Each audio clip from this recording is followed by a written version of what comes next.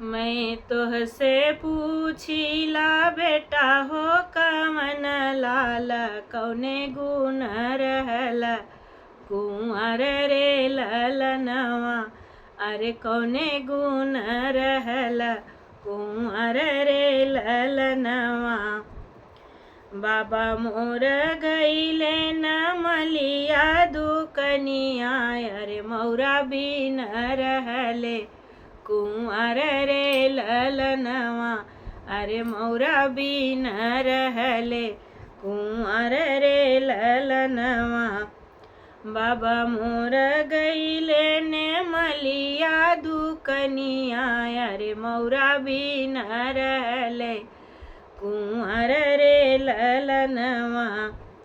मैं तोहसे पूछिला बेटा हो कवन लाल अरे कौने गुण रहल कुंवर रे ललनवा। चाचा मोर गईले न दरजी दुकनिया। अरे दरजी दुकनिया। अरे सूटवा बिन रहले कुंवर रे ललनवा। अरे सूटवा बिन रहले कुंवर रे ललनवा।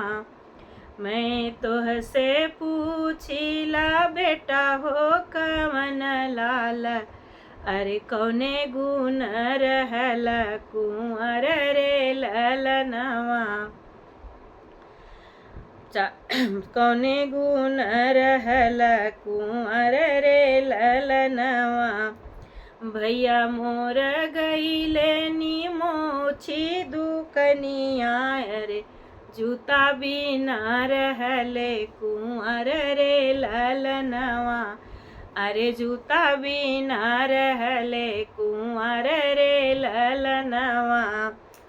मैं तोहसे पूछिला बेटा हो कवन लाल काहे गुण रहल कुंवर रे ललनवा।